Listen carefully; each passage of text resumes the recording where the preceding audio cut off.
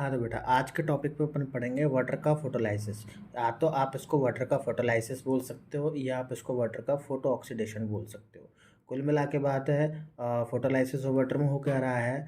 In this process क्या हो रहा है, वाटर का ब्रेकडाउन हो रहा है। वाटर मॉलिक्यूल का क्या हो रहा है, ब्रेकडाउन हो रहा है into hydrogen and oxygen under influence of light during the reaction of photosynthesis. जब फोटोसिंथेसिस रिएक्शन होती है तो उसमें लाइट की प्रेजेंस में वाटर मॉलिक्यूल का क्या होता है, ब्रेकडाउन होता है। किसमें, हाइड्रोजन में और ऑक्सीजन में। वाटर मॉलिक्यूल हाइड्रोजन और ऑक्सीजन में क्या हो जाता है, कन्वर्ट हो जाता है फोटोसिंथेसिस में लाइट के दौरान।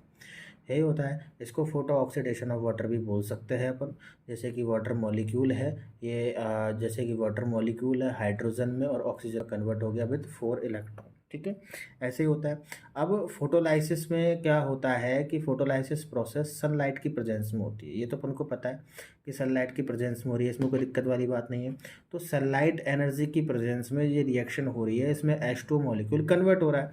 तो यानी कि ये लाइट एनर्जी जो एच में है ये सीधा कौन एक्सेप्ट करेगा, ये कौन एब्जॉर्व करेगा, क्लोरोफिल। क्लोरोफिल जैसे ही लाइट एनर्जी को एब्जॉर्व करेगा, H2O मॉलिक्यूल किसमें, हाइड्रोजन और ऑक्सीजन में टूट जाते हैं और ऑक्सीजन तो रिलीज हो जा रही है एयर में।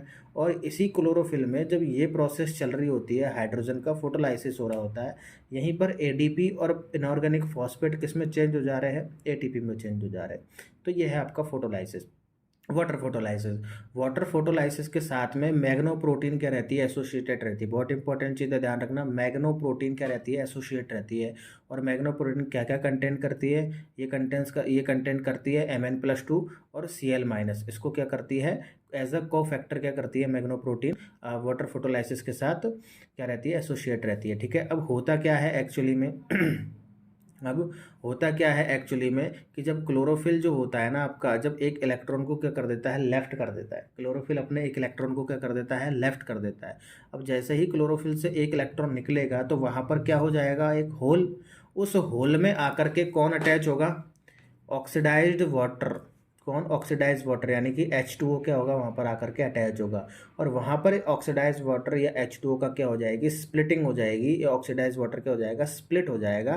किसमें, हाइड्रोजन ऑक्सीजन में। वही चीज़ जो फोटोलाइसिस में हो रही है। तो हाइड्रोजन का वाटर मॉलिक्यूल कहाँ पर आकर के स्प्लिट होता है, क्लोरोफिल में। जहाँ पर एक इलेक्ट्रॉन क्लोरोफिल का लेफ्ट हो जाता है तो वहाँ खाली स्पेस जो होल बचता है उसमें ऑक्सीडाइज्ड वाटर आकर के अटैच होता है। और वहाँ इस वाटर मॉलिक्यूल का क्या होता है, स्प्लिट होता है ऑक्सीजन और हाइड्रोजन में। यानी कि ये वाटर मॉलिक्यूल है, हाइड्रोजन में और ऑक्सीजन में कन्वर्ट हो जाता है। अब 2 स्टेप में ये चीज़ टूटती है। स्प्लिटिंग ऑफ वाटर मॉलिक्यूल हमेशा 2 स्टेप में टूटता है। वाटर का मॉलिक्यूल टूटेगा तो सबसे पहले किस में चेंज हो जाएगा, वाटर का मॉलिक्यूल टूटेगा तो किस में चेंज हो जाएगा, OH- और H+ में।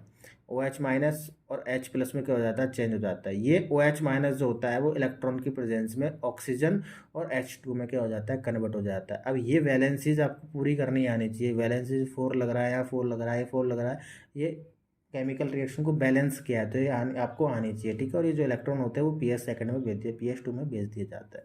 तो इतनी सी आपकी चर्चा थी। ये प्रॉपर नोट्स के साथ क्या है, फोटोलाइसिस ऑफ वाटर। बहुत ही प्यारी चीज़ है ये, MSc के पॉइंट ऑफ व्यू से बहुत ही अच्छा कंटेंट है, लिमिटेड है। और यही आपको लिखना होता है, इससे आपको बेटर नंबर मिल सकते हैं। ठीक है, तो बहुत बहुत धन्यवाद आपका वीडियो में बने रहने के लिए। वीडियो को लाइक जरूर कर दीजिए, चैनल को सब्सक्राइब कर दीजिए। ऐसे ही MSc से रिलेटेड बहुत सारी वीडियोज़ आपके पास में आती रहेंगी। ठीक है, तो बहुत बहुत धन्यवाद आपका। मिलते हैं नेक्स्ट वीडियो में नए लेक्चर के साथ।